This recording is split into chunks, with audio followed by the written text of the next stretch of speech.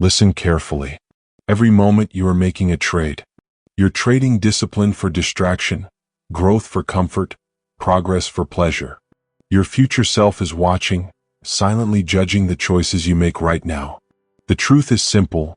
Your life is not shaped by what you want. It's shaped by what you tolerate. In this audiobook, you will learn how to make time your ally, how to delay gratification, master discipline, and become the version of you who wins. The one who doesn't chase, he builds. The one who doesn't react, he chooses. Let's begin. Chapter 1. You are always making a trade. Every moment is a transaction. Every action is a trade. You're trading your time, your focus, your energy, whether you realize it or not. The question is, what are you trading it for? That's the foundation of everything you're about to learn in this audiobook. Every scroll, every skip, every delay, it's a trade. Every time you choose comfort over challenge, you're making an invisible deal with your future self. And your future self always collects the bill. When you hit snooze, you're trading morning clarity for a few moments of sleep.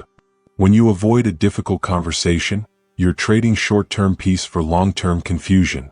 When you choose distraction over discipline, you're trading progress for pleasure. You might not see the cost now, but the cost is real. Every decision compounds. Every trade multiplies. There are no neutral choices. You are either building your future or you're borrowing against it. Let's make this clear. Life is not random. Life is a series of exchanges. You spend your attention on something. You invest your time in something. You direct your energy towards something. And those investments either appreciate or depreciate over time. If you spend your time chasing dopamine, quick hits of validation, comfort, or escape, you're making trades that lose value the moment you make them. If you spend your time building discipline, creating, learning, mastering, your trades compound. You might not feel the reward today, but it grows quietly, relentlessly behind the scenes. You are always trading. Every scroll, every skip, every delay, it's a trade. Let's look at two people. Same talent. Same starting point. Same 24 hours. One person trades their time for comfort. They check their phone first thing in the morning. They scroll. They react. They consume. They trade their best mental hours for other people's content. The other person trades their time for mastery. They use those first hours for focus. They build. They learn. They sharpen their mind. 5 years later, they live on different planets. One wonders where the time went. The other thanks their past self for every disciplined choice they made. Because one invested. The other spent. That's the difference between growth and regret. Not intelligence. Not luck. Trades. You're always trading. The problem is that most people make trades blindly. They don't know the value of what they're giving up. They underestimate the cost of distraction and overestimate the reward of comfort. But you, if you're listening to this, you have a chance to wake up. To see every choice as a currency exchange between who you are and who you could be.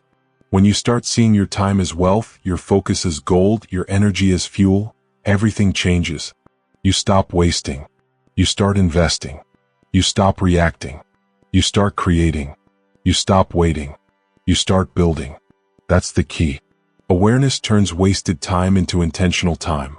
Here's what you need to remember. Every minute has a direction. Every choice has a cost.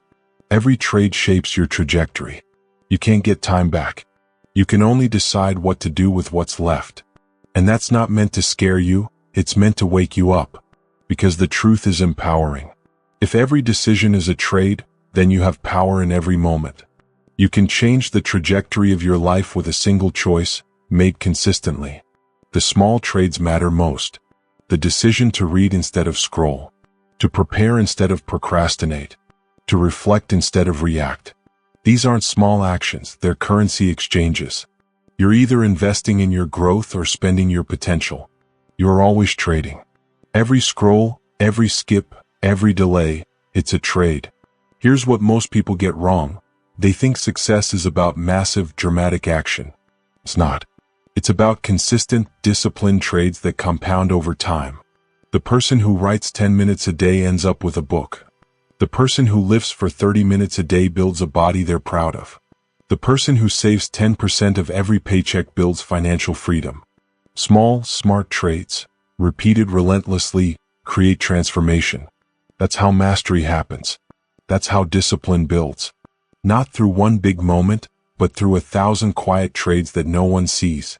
So here's the challenge: audit your trades. Ask yourself, where does my time go? What am I investing my focus into? Who benefits from the way I spend my energy? Most people never ask these questions. That's why they stay stuck. But you're not most people. You're the kind of person who's ready to take ownership. Because the moment you own your trades, you take control of your future. The moment you stop reacting, you start designing. You don't need their permission. You don't need perfect conditions. You just need to make better trades, moment by moment, day by day. That's how transformation happens. Quietly, consistently. You're always trading. Every scroll, every skip, every delay, it's a trade. Remember this: time will pass no matter what you do. The years will move forward whether you act or not. But who you become during those years is determined by what you trade them for. So trade them wisely. Trade them for discipline. Trade them for growth. Trade them for something your future self will thank you for. Because the future is not built in a single moment. It's built in the thousands of trades you make when no one is watching. That's the real secret of success. Not talent, not luck, but daily, intentional trades with your future self. So from now on, when you pick up your phone, when you waste another hour, when you postpone the work that matters, pause. Ask yourself, what am I trading for this? Because the answer defines your destiny. You're always trading. Every scroll, every skip, every delay, it's a trade. And every trade builds or destroys the life you're becoming. You've learned the first principle: ownership of your time, energy, and focus. You've seen that your daily trades shape your entire future. Now let's move deeper. You've seen what happens when you trade wisely. But what happens when comfort starts running the show? You mastered awareness. Now let's expose your greatest enemy.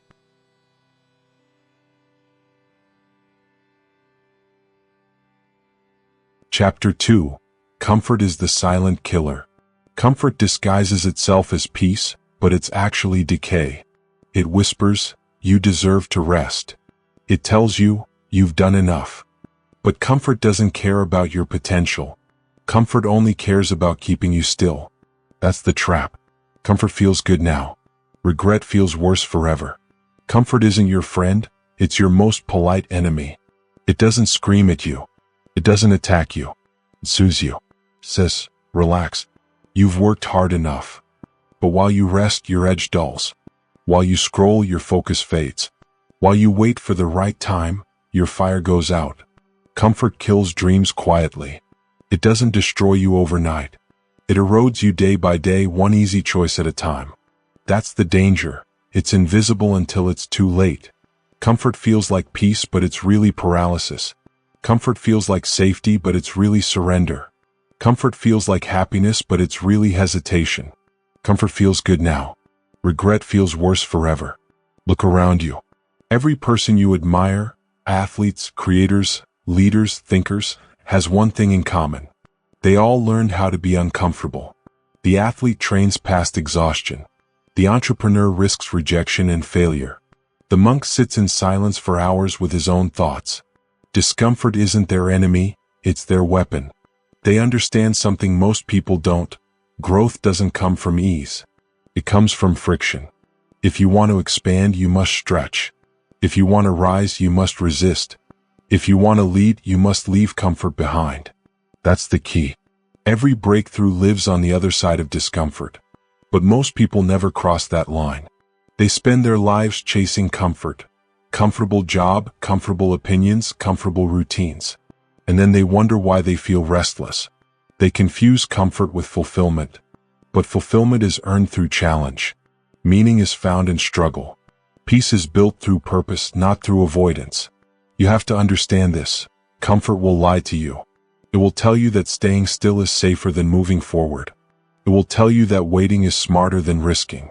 It will tell you that the easy path is the right one. But the easy path always ends in regret. Comfort feels good now. Regret feels worse forever. You are not built for comfort. You are built for conquest. The human body, the human mind, the human spirit, all evolved through challenge. Your ancestors didn't survive by being comfortable.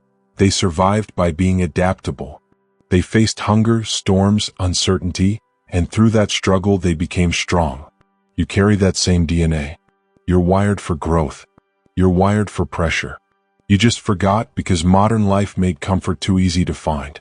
Every convenience, every distraction, every instant reward, it numbs the edge you were born with. But that edge isn't gone. It's buried. And discomfort is how you dig it back out. Every time you push through fatigue, you sharpen it. Every time you say no to the easy way, you strengthen it. Every time you choose discipline over comfort, you reclaim the power you've lost. That's the key. Discomfort builds confidence. Comfort builds dependency. Here's a truth that most people avoid. Your mind doesn't grow in comfort. It atrophies. When everything feels easy, your brain stops learning. When everything feels predictable, your spirit stops expanding. Discomfort forces adaptation. It rewires your mind to think bigger, work harder, and endure longer. That's why people who avoid discomfort never discover their potential. They never activate it. They never meet the version of themselves who can handle more, because they never step into situations that demand more. And that's tragic. Because your potential doesn't die in failure, it dies in comfort. Comfort feels good now. Regret feels worse forever. If you want to grow, you must build a relationship with discomfort. You don't have to chase pain, you just have to stop running from challenge. Wake up earlier. Train harder. Read more. Sit in silence.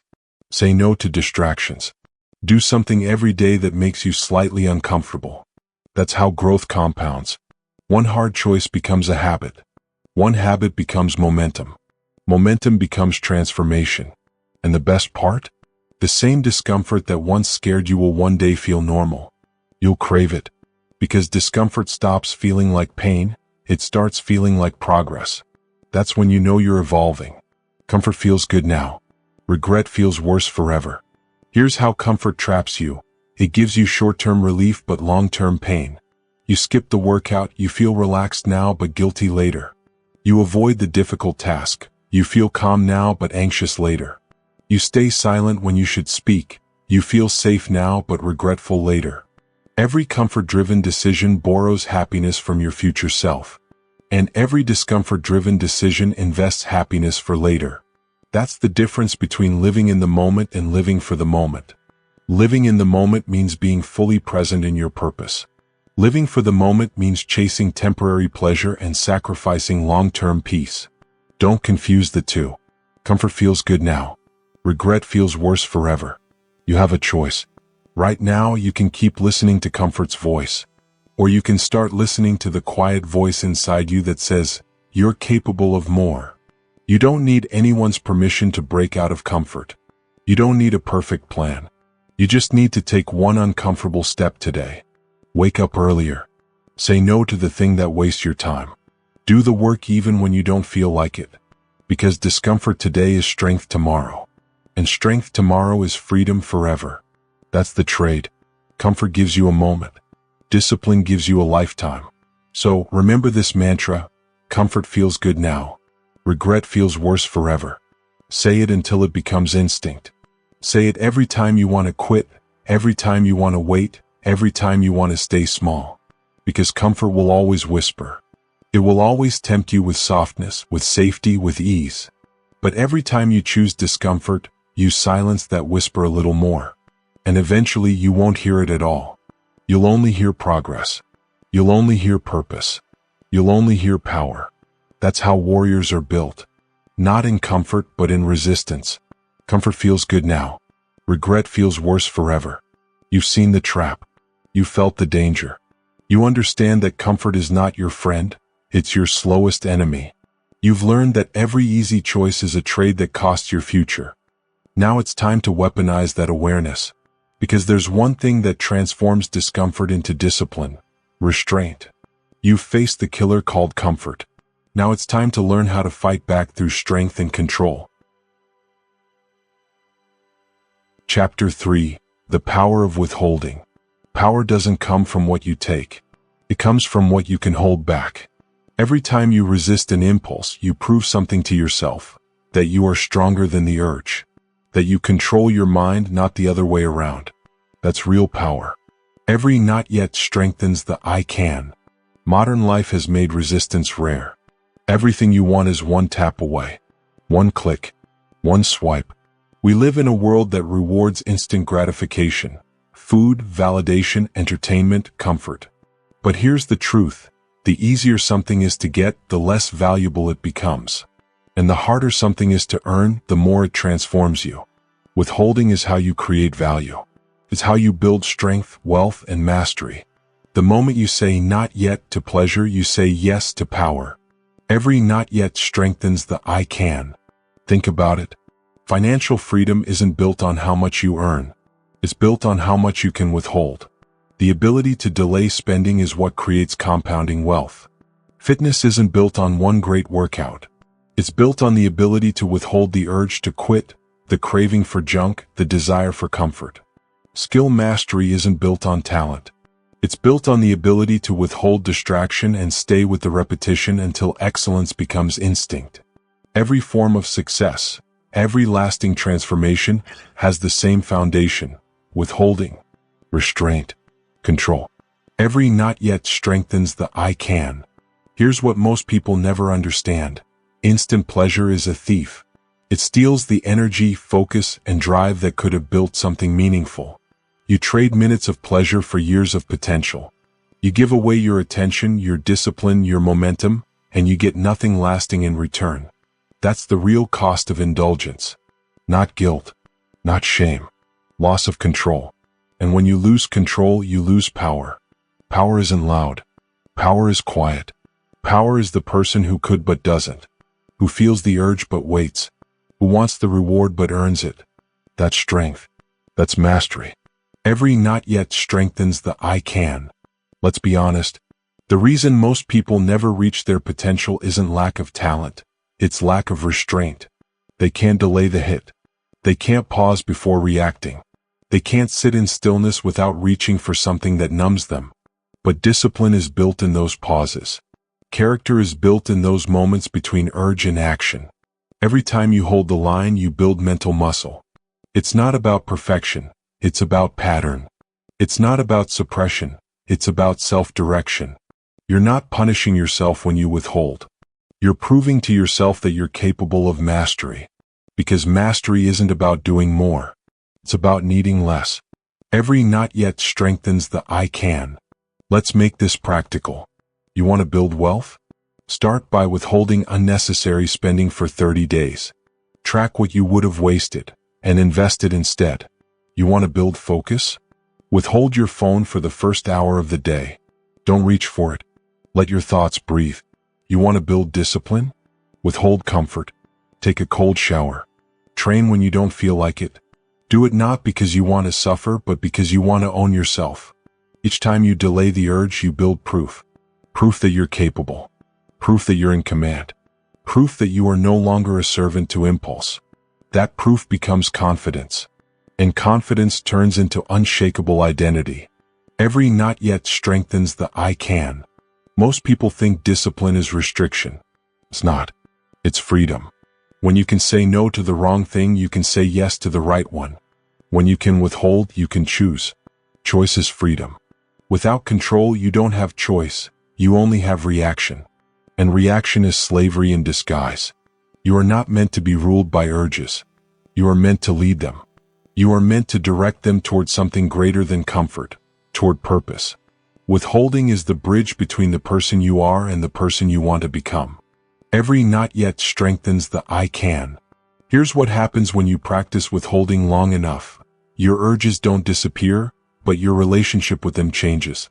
You start to see them for what they are, signals, not commands. You can feel an impulse without obeying it. You can feel hunger, fatigue, temptation, and still move forward. That's freedom. Freedom from addiction. Freedom from distraction. Freedom from the need to chase what's easy. And in that freedom, you gain clarity. You gain the ability to act with precision instead of impulse. That's what separates the reactive from the powerful. The weak obey every feeling. The strong observe every feeling and act from purpose. Every not yet strengthens the I can. When you say not yet to pleasure, you're not denying joy, you're deferring it. You're choosing a greater reward over a smaller one. That's maturity. That's evolution. Every not yet is a message to your future self. I've got you. I'm protecting your progress. I'm building something for you. That's love in its highest form, self-respect expressed through discipline. So when you feel the urge to give in, remember, the pain of restraint is temporary. The power of mastery lasts forever. Every not yet strengthens the I can. You have to train this daily. Start small. Pause before you react. Count to 10 before responding. Wait 5 minutes before checking your phone. Delay the first bite. Delay the easy distraction. Delay the comfort. You don't need to win every battle, just more than you lose. Withholding is not about perfection. It's about progress. Every moment you win the small battles, you build strength for the big ones. Every not yet strengthens the I can. Here's the truth most never learn until it's too late. Life will test you. Opportunities will come disguised as discomfort. Discipline will always feel inconvenient at first, but it's the only way to earn freedom. You will never regret the moments you withheld, but you will regret the times you gave in too soon. Regret is heavy. Restraint is light. Every not yet strengthens the I can. So remember, withholding is not weakness. It's power. The ability to delay, to pause, to choose, is the ability to build. When you learn to hold back, you learn to move forward. You are not built to chase every urge. You are built to command them. Every time you say, not yet, you're not denying yourself, you're defining yourself. Every not yet strengthens the I can.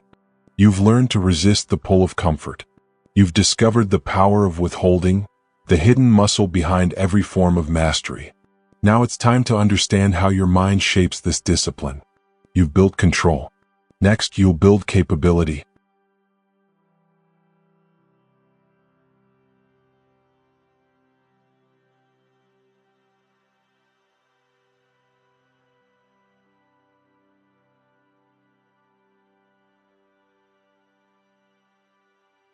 Chapter 4. Your mind is a muscle, not a mystery. People talk about mindset like it's magic. It's not magic. It's mechanics. Your mind isn't a mystery to solve. It's a muscle to train. And just like your body, if you don't use it with intention, it weakens. Discipline isn't born, it's trained. Self-control isn't found, it's built. You can train your focus the same way you train your body. Let's get something straight. Motivation doesn't build discipline. Action does. Repetition does. Training does. The problem is, most people treat their mind like a spectator sport. They wait until they feel ready to act.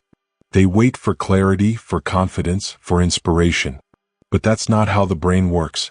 You don't get disciplined by waiting for the right feeling. You get disciplined by acting despite the wrong one. You can train your focus the same way you train your body. Every thought you repeat becomes a mental rep. Every time you resist distraction, you strengthen focus. Every time you push through fatigue, you strengthen resilience. Every time you choose the hard task first, you strengthen self-control. That's the science of habit. Your brain adapts to what you repeatedly do. Neurons wire together through repetition, through consistency, not intensity. That's not philosophy, that's neuroscience. Your thoughts create patterns. Your patterns create habits. Your habits create identity. You don't rise to your motivation, you fall to your training. And the good news is, you can train it. You can train your focus the same way you train your body. Let's take an example, dopamine. Dopamine isn't bad, it's a chemical that rewards you for action. The problem is we've hijacked it. Every notification, every scroll, every ping trains your brain to crave instant stimulation. But here's the solution, dopamine fasting. It's not about deprivation, it's about recalibration. When you reduce cheap dopamine hits, like constant scrolling or instant gratification, you restore your brain sensitivity to real rewards. You start finding pleasure and progress again, not just in distraction. That's how focus returns. The same way you detox your body from junk food, you can detox your mind from junk stimulation. That's mental training. You can train your focus the same way you train your body. Then there's task batching. When you group similar tasks together, you reduce cognitive fatigue. You stop forcing your brain to switch gears every 5 minutes. It's like lifting with proper form. You waste less energy. You get stronger faster. Imagine doing mental sets. One block of focused deep work, then recovery, then another block. You're conditioning your attention to last longer, to hold tension, to build endurance. That's how focus becomes strength. That's how discipline becomes second nature. You can train your focus the same way you train your body. Focus training works like resistance training. Every time you resist distraction, it gets easier to resist the next one. Every time you delay checking your phone, it gets easier to wait longer next time. You're literally reshaping your neural pathways, rewiring your defaults. Neuroscience calls it neuroplasticity. Repetition builds new circuits in the brain. Discipline isn't a character trait, it's a neurological adaptation. You are teaching your mind how to obey your priorities instead of your impulses. That's not a miracle. That's training. You can train your focus the same way you train your body. So let's make it practical. Here's how you build mental muscle. Step 1. Create friction before distraction. Make distractions harder to reach. Turn off notifications. Hide your apps. Block your triggers. The less accessible the distraction, the stronger your attention becomes. Step 2. Schedule discipline. Don't wait to feel like it. Set specific blocks for deep work, reading, training, whatever matters. When your schedule commands your day, your impulses don't. Step 3. Reward the process, not the result. Celebrate consistency, not completion. The brain loves feedback. Train it to crave effort, not outcomes. That's how you build sustainable drive. You can train your focus the same way you train your body. Think about an athlete. They don't lift once and expect to stay strong. They lift daily, regardless of mood, regardless of convenience. That's how you must train your mind. Every day is a mental workout. Every distraction resisted is a rep. Every difficult decision followed through is a set. And just like the gym, you won't always feel motivated. But motivation isn't required. Momentum is. Consistency builds confidence. Confidence builds capability. The work creates the feeling, not the other way around. You can train your focus the same way you train your body. And here's something most people never realize. The brain loves familiarity. Whatever you feed it repeatedly becomes your comfort zone. If you feed it comfort, it becomes addicted to ease. If you feed it challenge, it becomes addicted to growth. That's how powerful you are. You can literally program your mind for excellence. You can make discipline automatic by practicing it daily. Soon, what once felt difficult becomes your new default. The distractions that used to own you start to feel irrelevant, because you've trained your brain to crave progress instead of pleasure. That's the highest form of control, self-mastery. And it's not mystical. It's mechanical. You can train your focus the same way you train your body. Let's look at what this looks like in real life. A writer who sits down every morning for one focused hour. A business owner who reviews their priorities before checking messages. A student who studies in silence without needing background noise. These are not superhumans. They are trained minds. They've conditioned themselves to show up, to focus, to execute, no matter what they feel. That's what separates amateurs from masters. Amateurs rely on inspiration. Masters rely on systems. Your system is your strength. Your routine is your resistance training. Every repetition is an investment in a stronger, sharper mind. You can train your focus the same way you train your body. And here's the beauty of it. Once you start training your mind, everything else follows. Discipline in one area spills into others. Focus in work improves focus in relationships. Control over attention leads to control over emotion. Because the same circuits that manage focus also manage patience, resilience, and willpower. When one strengthens, the rest follow.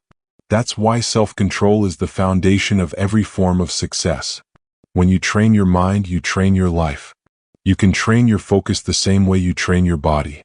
So remember this, discipline isn't a mystery. Focus isn't a gift. Motivation isn't magic. They're skills. They're trainable. They're measurable. Start small.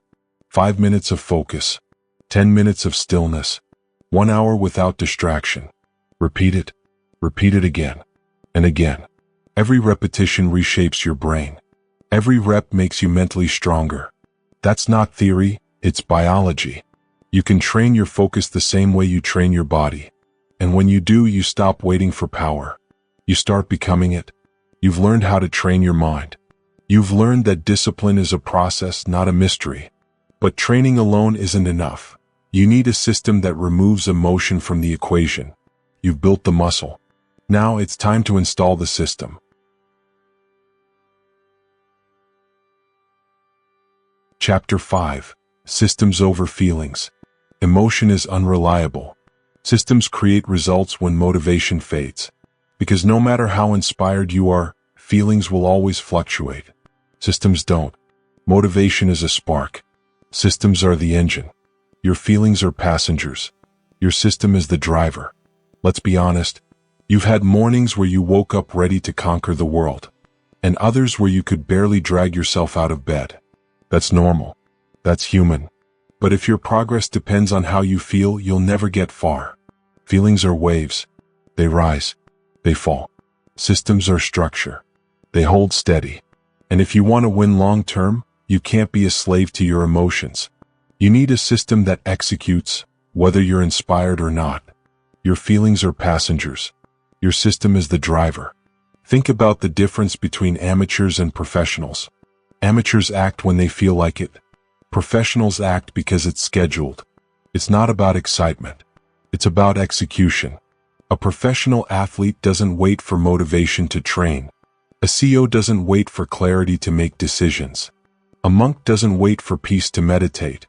They rely on structure, on systems that operate even when emotion doesn't. That's why they progress while others procrastinate. Your feelings are passengers. Your system is the driver. Let's define what a system really is.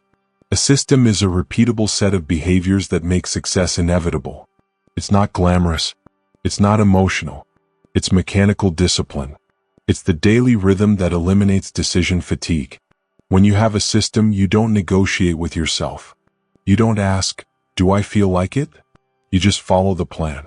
And the plan does the work. Your feelings are passengers. Your system is the driver. Think about morning routines. They're not just about waking up early, they're about controlling your first hour before the world controls you. You get up at the same time. You move your body. You eat with intention. That rhythm builds consistency. That consistency builds identity. When you repeat the same sequence every morning, you teach your brain, we show up no matter how we feel. You shift from emotional chaos to structured control. That's how systems reshape identity. They make excellence automatic. Your feelings are passengers. Your system is the driver. Let's talk about work systems. If you schedule deep work blocks, real distraction-free hours, your output skyrockets. Not because you feel creative, but because your environment is designed for focus.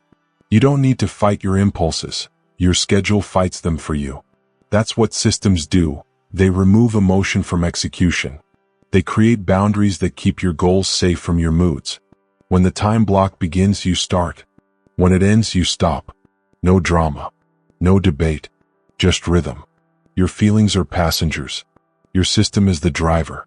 Then there's digital discipline, one of the most powerful systems of all. Your phone can be your greatest weapon or your biggest weakness. If you don't create a system for it, it will create one for you. Notifications, endless feeds, dopamine loops, they all train you to react, not act. So you fight back with structure. No phone in the morning. Scheduled screen time. No aimless scrolling after work. That's not punishment, it's protection. You're defending your focus from the world's noise. You're choosing structure over impulse. And every time you do, you build another layer of control. You stop chasing stimulation and start creating momentum. Your feelings are passengers. Your system is the driver. The truth is, every system you build frees you from mental friction. When you know what to do and when to do it, there's no space for hesitation. You don't waste willpower on decisions, you spend it on doing. You don't need to feel ready to act. You just follow the script you designed when you were clear-headed. That's what systems are. strategies built by your best self to protect you from your worst self. Your feelings are passengers. Your system is the driver. And yes, you'll still feel resistance. That little voice that says, skip today. You deserve a break. But when the system is stronger than the voice, you win. When the structure is non-negotiable, emotion becomes irrelevant. Discipline becomes easy when the decision is already made. Consistency becomes natural when the plan is already written. Success becomes predictable when emotion no longer has the steering wheel. Your feelings are passengers. Your system is the driver. Look at the most successful people in any field. They're not the most talented. They're not the most passionate. They're the most structured. They've built invisible systems that carry them forward when enthusiasm dies. The writer who writes every morning at 6 a.m., no exceptions. The athlete who trains the same time, same way every day. The investor who follows the same checklist regardless of hype or fear. They all understand the same law. Emotion creates inconsistency. Systems create stability. When you design your system right, success becomes inevitable. Your feelings are passengers. Your system is the driver. So, what's your system? What anchors your day when chaos hits? What process keeps you moving when motivation disappears? Start simple. Wake up at the same time. Plan your day before it starts. Design your environment so that focus is easy and distraction is hard. Because your system is your safety net. It catches you when emotion fails. It keeps you moving forward when your mind wants to quit. Your feelings are passengers. Your system is the driver. And here's the truth that few will admit. Most people never build systems because systems expose them. When you build structure, there's no more hiding behind feelings. No more excuses. No more, I didn't feel like it. Systems remove the illusion of effort and reveal the truth of consistency. They separate the wishful from the disciplined. They expose who's serious about change and who's just addicted to the idea of it. But you're not one of them. You've listened this far because you're ready to lead your life, not just feel it. You've learned to trade pleasure for purpose, emotion for structure, chaos for control. And now you know the ultimate truth. Discipline is not about emotion. It's about systems. Your feelings are passengers.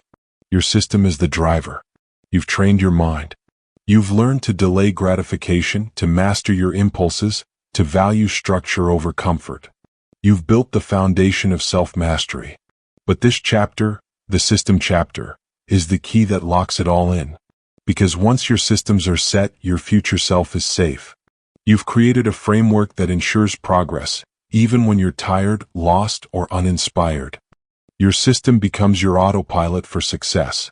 And from here on, your job is simple: protect it, follow it, refine it. Because when the system runs, you win, every time. Your feelings are passengers. Your system is the driver.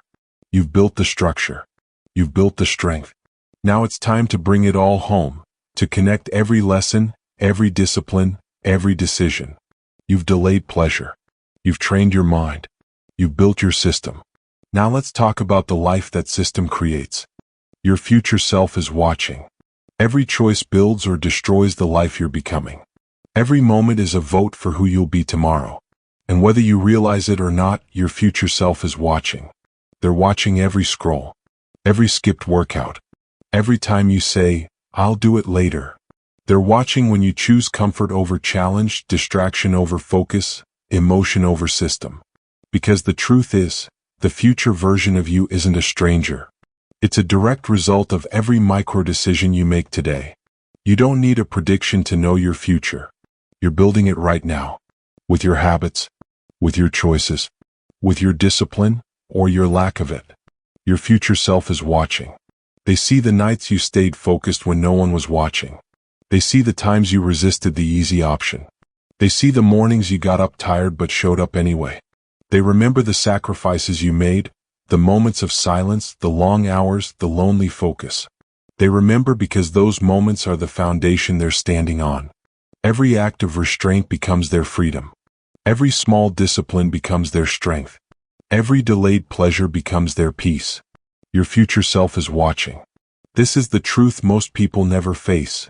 You're not punished for your discipline. You're punished for your lack of it. You're rewarded for your consistency. Every decision compounds. Every day you're depositing into one of two accounts, the account of comfort or the account of control. One pays regret, the other pays freedom. The choice is always yours, and it's always now. Your future self is watching. They're watching when you waste time chasing validation. They're watching when you drown your goals in distractions. They're watching when you convince yourself that tomorrow will be the day you change. But tomorrow isn't real. It's a myth told by comfort. Change doesn't start later. It starts the moment you choose better. You don't need more motivation. You need more moments of truth. Moments where you choose purpose over pleasure. Moments where you stop negotiating with your potential. Because once you see yourself as the architect of your own future, you stop waiting for the world to build it for you. Your future self is watching. So ask yourself, what would they thank you for? What habits would they beg you to start? What distractions would they beg you to quit? The older, wiser version of you, the one who's lived with the results of today's decisions, they already know the cost of your choices. They already know that every delay, every excuse, every surrender to impulse becomes a scar on the life they inherit. But they also know that every act of self-control, every moment of discipline, every quiet victory compounds into something unshakable.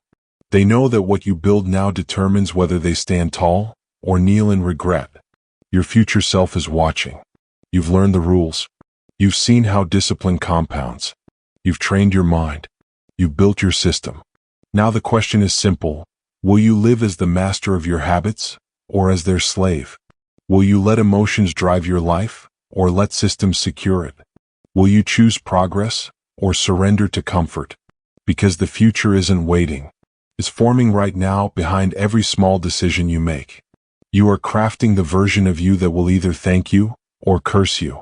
And in that moment, when you meet them, when you look into the eyes of your future self, there will be only two words that matter. Thank you, or why didn't you? You decide which words they say. Because every action, every system, every sacrifice builds that moment. And every second from now until then, remember this. Your future self is watching. Make them proud.